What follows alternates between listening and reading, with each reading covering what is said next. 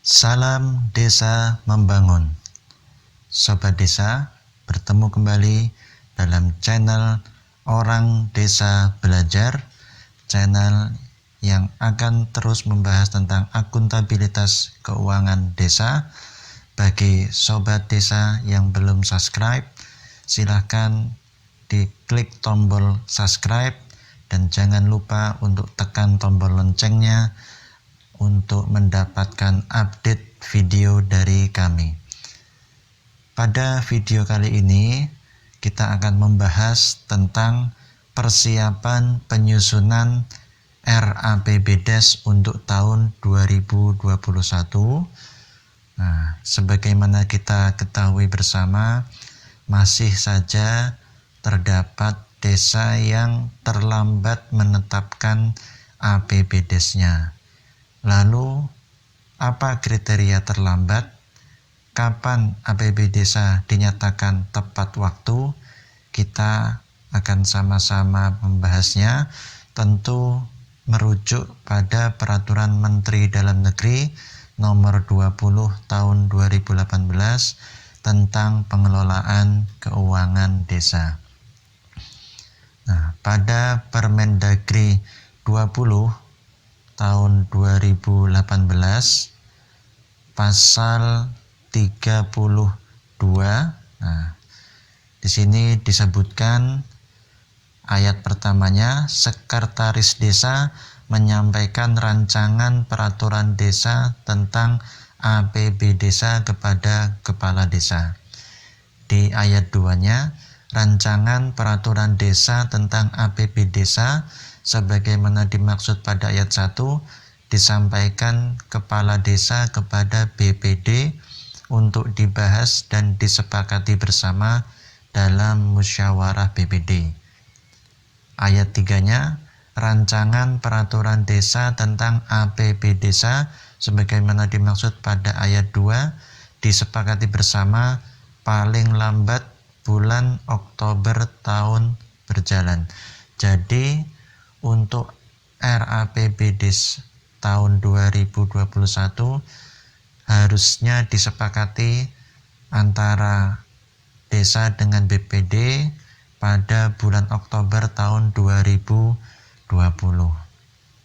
Nah, pada pasal 38 disampaikan rancangan peraturan desa tentang APB desa yang telah dievaluasi ditetapkan oleh kepala desa menjadi peraturan desa tentang APB desa. Ayat 2-nya, peraturan desa tentang APB desa sebagaimana dimaksud pada ayat 1 ditetapkan paling lambat tanggal 30 Desember tahun anggaran sebelumnya. Jadi untuk APBDes tahun 2021 paling lambat harus sudah ditetapkan tanggal 31 Desember tahun 2020. Nah, jadi sudah jelas kesepakatan antara desa dan BPD tentang RAPBDes paling lambat sudah disepakati pada bulan Oktober tahun 2020. Jadi bagi desa yang saat ini belum mencapai kesepakatan tentang RAPBDes tentu sudah bisa dikatakan terlambat. Dan penetapan APBDes paling lambat tanggal 31 Desember tahun 2020. Nah, terkait dengan permasalahan keterlambatan penetapan APBDes biasanya dikarenakan desa belum mendapatkan pagu definitif atau anggaran nilai pasti berapa pendapatan yang akan diterima pada tahun 2021. Berapa pendapatan dana desa yang akan diterima dari pusat, berapa pendapatan ADD yang akan diterima dari kabupaten, berapa bagi hasil yang akan diterima, berapa bantuan dari pemerintah provinsi yang akan diterima, itu semua belum pasti, dan karena belum pasti, akhirnya desa menunggu kepastian nominal tersebut yang berakibat desa terlambat menetapkan APBDes. Lalu bagaimana kalau memang angka-angka tersebut atau nominal pendapatan tersebut memang hingga saat ini belum bisa didapatkan oleh desa, bahkan sampai nanti di akhir tahun tetap tidak bisa didapatkan oleh desa? Bagaimana desa menyusun APBDes-nya tepat waktu? Nah, desa jika dalam koridor waktu yang ditentukan belum mendapat kepastian nominal pendapatan DD, ADD, dan pendapatan lain, dapat menggunakan pagu pada tahun sebelumnya. Nah, jadi tidak ada alasan desa menunggu-nunggu ketetapan pagu pendapatan tahun 2021, karena jika hal itu belum didapat, dapat menggunakan pagu baik DD, ADD, bagi hasil dan bantuan dari provinsi tahun 2020. Nah, jadi kita saat ini sudah membuat simulasinya. Nah, kita simulasikan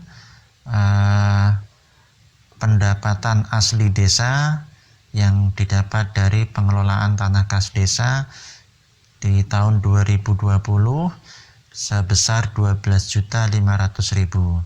Nah, di tahun 2020 diterima pendapatan dana desa sebesar 1.397.394.000 rupiah. Bagi hasil pajak dan retribusi daerah sebesar 28.978.000 rupiah. Alokasi dana desa dari pemerintah kabupaten sebesar 318.415.000 rupiah. Bantuan keuangan dari APBD provinsi sebesar 55 juta rupiah. Sehingga pendapatan transfer totalnya ada 1.039.787.000 rupiah. Nah, perlu dianggarkan juga pendapatan bunga bank, kita simulasikan saja 1.200.000. Nah, sehingga total perkiraan pendapatan untuk tahun 2021 adalah 1,7 miliar sekian. Nah, hal selanjutnya yang menjadi pertanyaan dan membuat desa semakin bingung adalah berapa anggaran silpa, karena jika ditetapkan sebelum 31 Desember, maka desa belum tahu berapa silpa yang sebenarnya, berapa sisa kas dalam bentuk tunai yang masih dipegang oleh bendahara desa, berapa sisa kas yang terdapat pada rekening kas desa. Tentu silpa ini bersifat perkiraan. Bagaimana memperkirakannya? Kita bisa melihat pada Siskudes, laporan realisasi anggaran per kegiatan.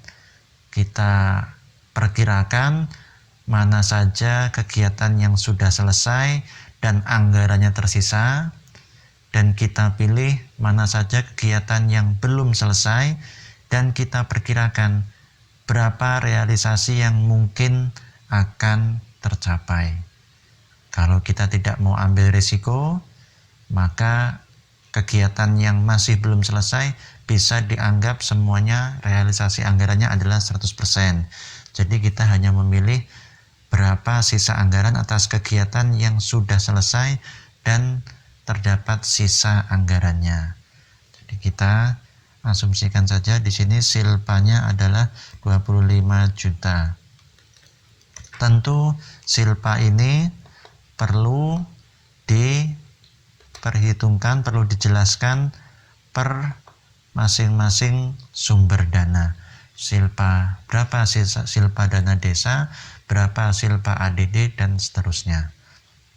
Nah, jika kita sudah mengetahui berapa dana yang akan kita miliki untuk tahun depan ini tentu bersifat perkiraan, barulah kita mengalokasikan belanja yang akan kita anggarkan untuk tahun 2021. Tentu belanja atau pembiayaan keluar tidak boleh melebihi dari perkiraan pendapatan yang kita anggarkan. Baik itu pendapatan dari pendapatan tahun berjalan maupun dari silpa. Nah, tentu dengan cara seperti ini desa dapat menyusun APBDes tahun 2021 tepat waktu tanpa harus menunggu-nunggu kapan ditetapkannya pagu atas pendapatan-pendapatan untuk tahun 2021. Demikian Sobat Desa, semoga informasi ini dapat membantu Sobat Desa dalam menyusun RAPBDes untuk tahun 2021, dan APBDes tahun 2021 dapat ditetapkan tepat waktu, yaitu maksimal pada tanggal 31 Desember tahun 2020. Jangan lupa tekan like jika Sobat Desa menyukai video ini.